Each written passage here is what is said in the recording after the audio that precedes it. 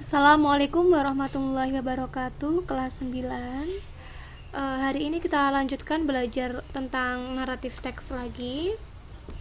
Kali ini Miss Fitri akan menjelaskan tentang jenis dan struktur dari teks naratif. Nah, yang pertama adalah jenis dari teks naratif. Di sini ada fabel. Fabel itu cerita naratif yang berkaitan dengan hewan, kemudian yang memiliki tingkah laku seperti human atau manusia. Kemudian ada myth. Myth ini seperti dongeng itu ya. Kemudian ada legend. Legend itu cerita yang berkaitan dengan terjadinya suatu tempat seperti itu. Ada fairy tales, kita bisa lihat seperti ada magic di dalam sebuah cerita itu. Contohnya kayak Cinderella, Snow White, dan lain-lain. Kemudian ada science fiction story. Ini berkaitan dengan sains seperti itu. Kemudian ada short stories atau cerita pendek. Ada parables. Parables itu cerita ilustrasi seperti itu ya, cerita ilustrasi seperti itu.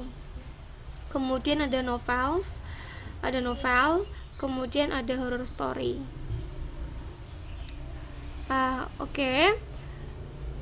Ini Miss Fitri akan menjelaskan analisis tentang struktur teks naratif.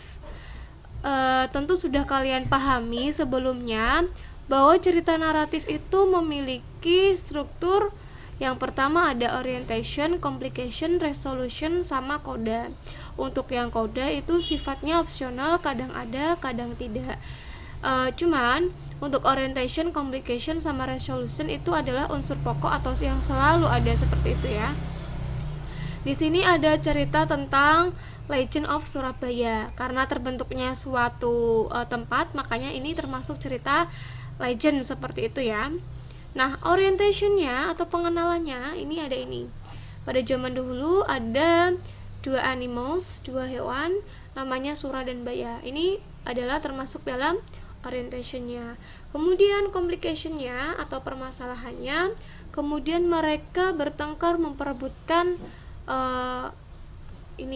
kambing seperti itu. Kemudian Bayanya itu sangat marah ketika mereka mengetahui bahwa Sura ini cheating atau tidak menepati janjinya seperti itu. Kemudian resolusi atau penyelesaian masalahnya, akhirnya Sura itu kembali ke laut, kemudian Baya hidup sebagaimana mestinya, dia happy di daratan. Itu ya. Di sini ada orientation, kemudian ada complication sama resolution, tapi kodenya tidak ada seperti itu. Next, contoh yang kedua ini ada cerita lagi, cerita tentang 3 bulu di sini. Orientationnya pada suatu hari ada seorang raja dengan 3 anaknya, 3 putranya. Ini adalah pengenalan atau orientationnya. Kemudian complication, permasalahannya, salah satu anaknya itu bernama Simpleton itu dia tidak bisa menerbangkan bulu yang dimilikinya. Nah, di cerita ini ketika dia tidak bisa menerbangkan bulunya jauh, dia tidak bisa menjadi king, menjadi raja untuk menggantikan ayahnya.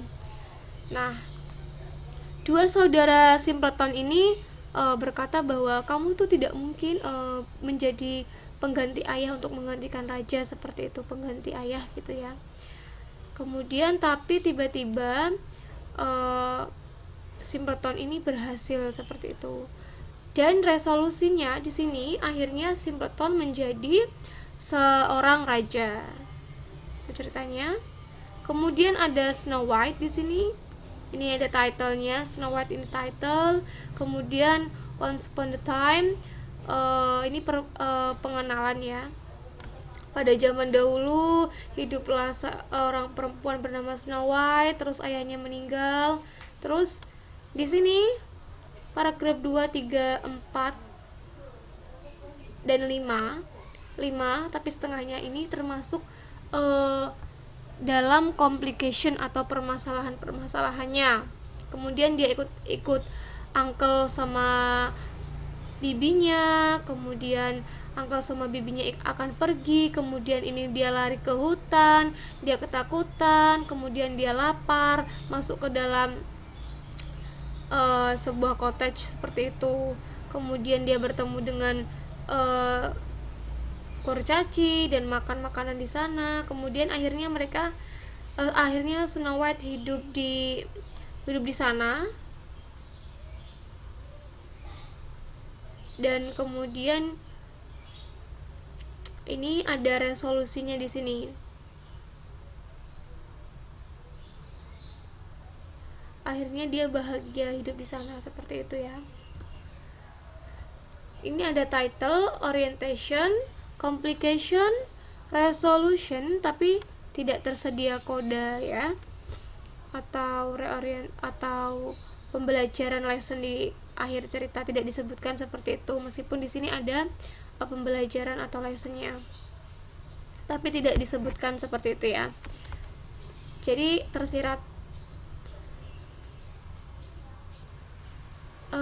Kemudian untuk tugasnya ini ada teks naratif tentang bawang merah dan bawang putih. Kemudian kalian screenshot, lalu tandai mana yang merupakan orientation, kemudian mana yang merupakan complication ditandai seperti itu, kemudian mana yang merupakan reorientation